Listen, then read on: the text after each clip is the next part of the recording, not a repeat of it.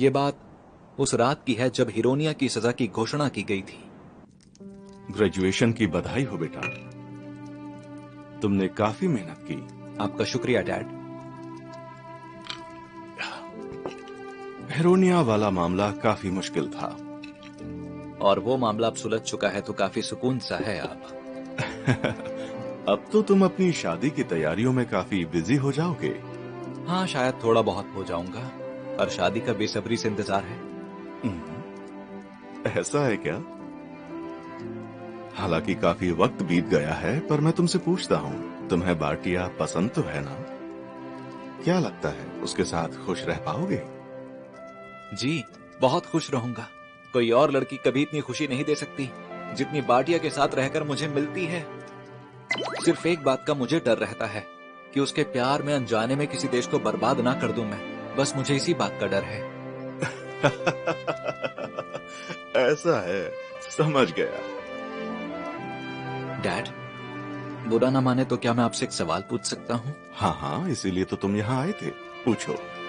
मैंने एक बार आपसे पूछा था मेडन ऑफ डेस्टिनी के बारे में। क्या उसके बाद से आपको कुछ पता चला है? नहीं, मैं इसके बारे में नहीं जानता।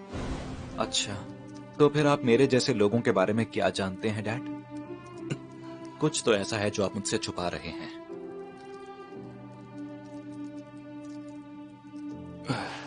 तुम्हें इस बारे में कैसे पता चला?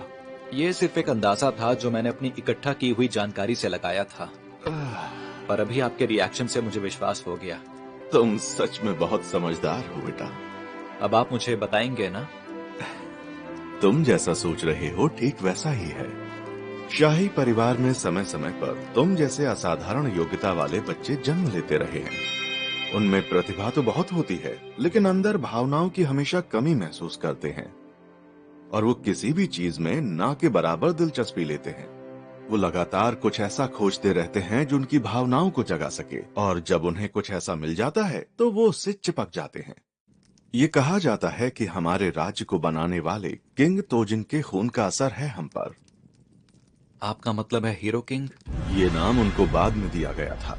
किंग तोजिन ऐसे इंसान थे जिन्हें युद्ध करना बहुत पसंद था। यानी कि वो भी खून के प्यासे थे। और इसके बाद लोगों ने उनको हीरो किंग कहना शुरू कर दिया था। जो लड़की उनकी पत्नी बनी, उसी की वजह से वो हीरो किंग कहलाए थे। महाराज तोजिन और महारानी एनी की सगाई करवा दी गई ताकि उनके कबीलों के बीच में दोस्ताना रिश्ते बने रहें। छोटी उम्र से ही किंग तोजिन काफी समझदार थे, लेकिन किसी भी चीज में बहुत ही कम दिलचस्पी लेते थे।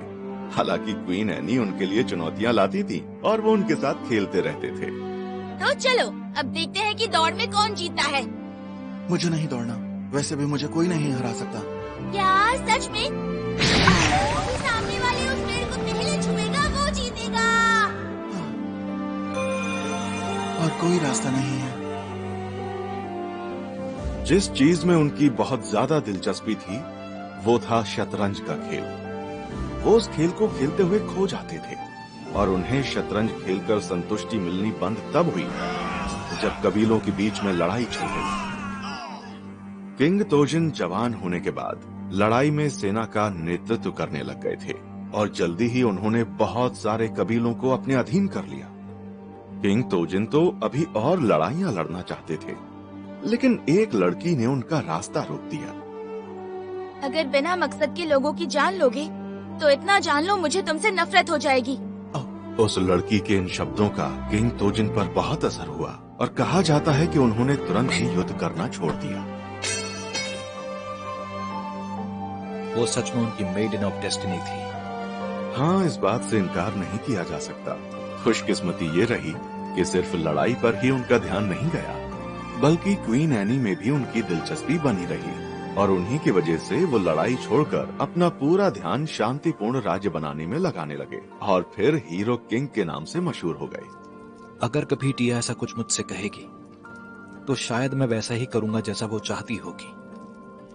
उसके बाद से लगभग हर 100 सालों में किंग तोजिन जैसी असाधारण क्षमताओं वाला बच्चा शाही परिवार में पैदा होता रहा है।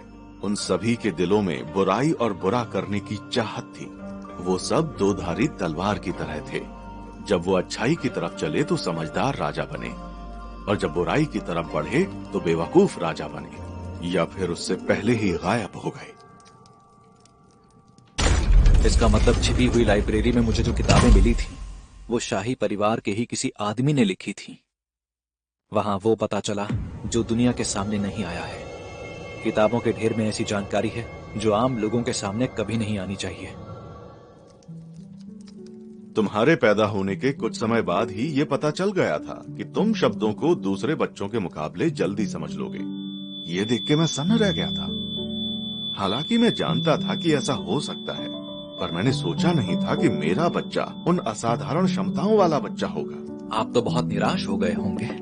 इससे भला मैं क्यों निराश होता? शाही परिवार को भी तो समझदार उत्तराधिकारी चाहिए होता है। मैं थोड़ा परेशान हुआ था क्योंकि मैं चाहता था कि मेरा बच्चा सब तरह की चीजों को महसूस करे और खुशियां पाए, और इसीलिए मैंने एक जोखिम उठाया।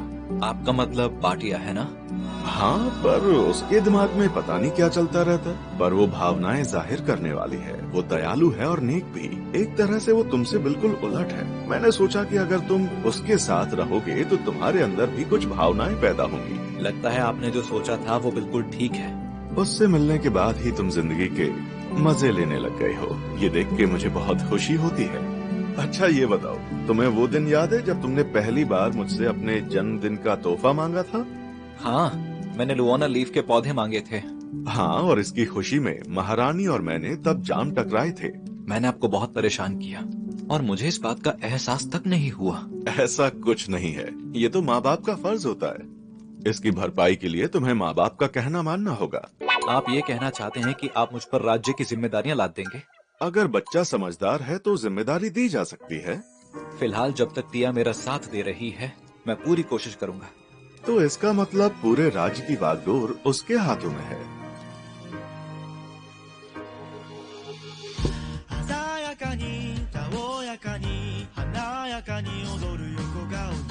अगर मैं उसे शाही परिवार के खून के बारे में बता दूं, तो मुझे पूरा यकीन है कि वो सारी जिंदगी मेरा साथ देती रहेगी। पर मुझे इशारे पर चलने वाली कठपुतली ये ऐसी गुलाम नहीं चाहिए जो मेरा कहना मानती रहे। वो जो करती है उसका मैं अंदाजा नहीं लगा सकता। वो हैरान कर देने वाले जैक इन द बॉक्स की तरह है। इन सब से बढ़कर मैं खुद को ऐसा बनाना चाहता हूँ जिसे वो अपनी मर्जी से चुने। मैं अंदर आ रही हूँ। अरे ये क्या, मैं जानती थी कि ऐसा ही कुछ होगा। सच में इतनी पीली कि अपने बच्चे के सामने बेहोश हो गए। शायद इन्हें लगा कि कंधों से भारी बोझ उतर गया है। तुम जानते थे? हाँ, तुम हमारे बेटे हो और हमें तुम पर गर्व है। हम फिर भी तुम्हारा ध्यान रखेंगे। एक बात सुन लो, अगर तुमने बाटिया का दिल दुखाया तो मैं तुम्हें कभी माफ नहीं करूंगी। मैं ये हमेशा याद रखूंगा। तो ठीक है, मैं इन्हें यहाँ से ले जाती हूँ। और सेसिल, तुम भी अब जाकर थोड़ा आराम करो। जी। डार्लिंग, प्लीज इतना भार मत डालो, अपने पैर चलाओ। ठीक है। आप दोनों का शुक्रिया, मॉम और डैड।